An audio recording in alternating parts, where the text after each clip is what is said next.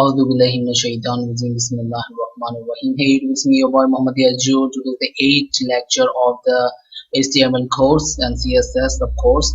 So, guys, if you missed the previous video, please go back to my channel. Please watch them and come back again. Today, we are going to learn how to use HTML code for listing elements. Listing is very essential thing in programming. We can create navigation bars, sidebars, other listing elements to actually create your website much more better and reader friendly. There are a lot of types of listing techniques over there, but mostly user actually unordered listing, which is actually UL tags, which mainly used for creating navigation bars or actually sidebars. So let me first to show you this. Let me run on the screen so you can understand actually how it's done. So guys, you can see that it listed the elements perfectly, but it is unordered listing. You can see that there is no order in this listing. You can see there is no number, there is no some kind of symbol which actually represent which is one is the first or second or ascending order or descending order, etc, etc. There is nothing. So this is called unordered listing. But now let me show you inline CSS attribute of this kind of listing, so you can design your listing according to your will. So first of all, use this style attribute inside of your listing tag. So give attribute like color, red or font weight bold, that actually create a red and bold format on your web page, and then do it for all of the three. Give a color, the second one the green and the third one the blue. Then let me run it and let me show you how it works. So after reloading it, you can see that beautifully actually changed the color and the format bold. So you can see that this is very simple. It is not much more a difficult thing.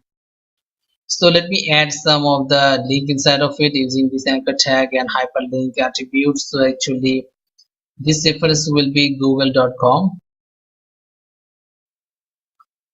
So this will create the first elements of the list. The second and third will be the same, but actually there will be different search engine, which will be let me think, yahoo.com and bing.com. So actually it is working. Yes, it is working. You can see that. Now let me use further of it. Actually this is pretty much very simple and it is not also very good looking. Let me make it much more better of it. So now I'm using the internal CSS format where actually they're using the style tag in between your head tags. So to decorate our link, actually you have to do is a colon link, and in this second brackets or your curly braces, you have to put some attributes. So I'm using text decoration and attributing it with none attributes. So actually the underline underneath of your link will be gone, you see. So guys, after reloading, you can see this the underneath underline has been gone. Now if you click on the link, actually it will lead you to the site which is actually defined in the HTML codes. You see that it's leading me to google.com. So it is working. That you have to know that thing is working. That's very important. In order listing, you have to use this OL tag. You just have to remove the U and use the O. So actually this means actually order listing. In order listing, you are going to use numbers, alphabetic symbols, etc. to actually define the order. So guys, let's get started with this order listing. As I reload the page, you can see now the number is showing up, because this in default this order listing the numbers are default in as the order. But if you want to change the order type, you can actually give your type. This type could be a lot of things. It could be alphabetic order, it could be Roman orders. So if I put A, then you can see everything is now in alphabetic orders. You can change the order as the uppercase to lowercase, and now I am putting the lowercase alphabetic order. Now you can see everything in lowercase alphabetic order. You also can use the Roman type of orders. Just put the first number and it will change the entire order into Roman numbers. You can see that now it is a Roman listing. So this is how actually you can change the listing for different values. You just have to put the numbering system, the type in your tag. That's all you have to do. Now let me teach you a new listing, which is actually description listing. In description listing, you use this DL tag. in between the DL tag there is two type of listing. First of all the keyword, and then is the description. And first of all you have to type DT, which actually meaning the tag, the description tag. Okay, first of all let me do it for you, otherwise you will understand nothing from this. So let me complete the process first, and then I will make you understand actually what is DT and what is actually DD. So let me complete the process first. Okay,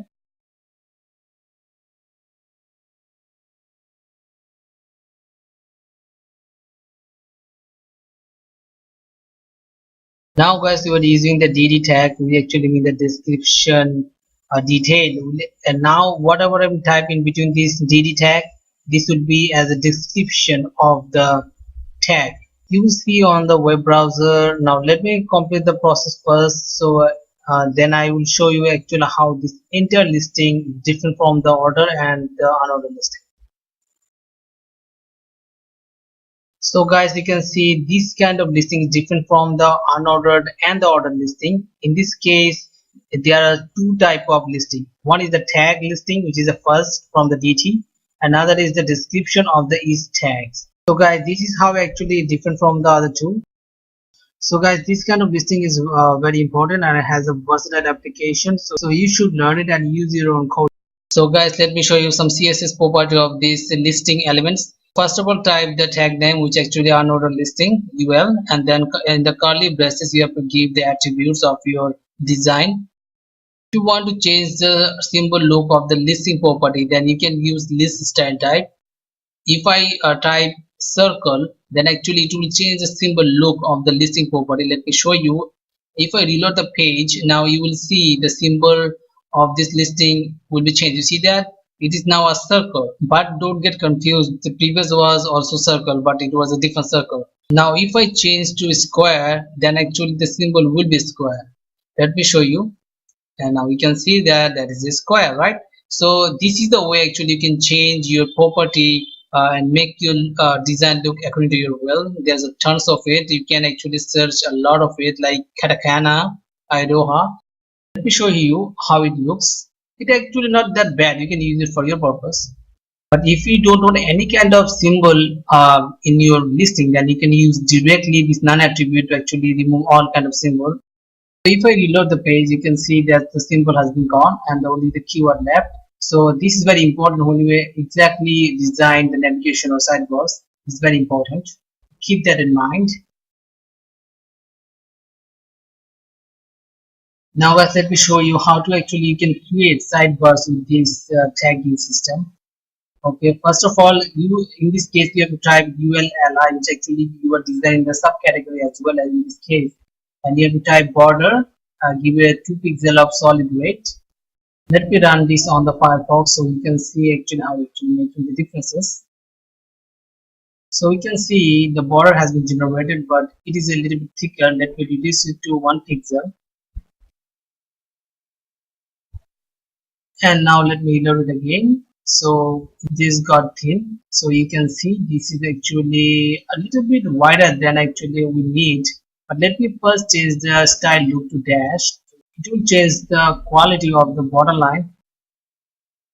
So you can see that it is now a dashed look. Okay, so let me actually reduce the width of this border. Actually it is so long. So let me set it to 100 pixels. Then reload it, and it actually reduce the width of these borders. So you can see that got reduced. Now let me use the height attribute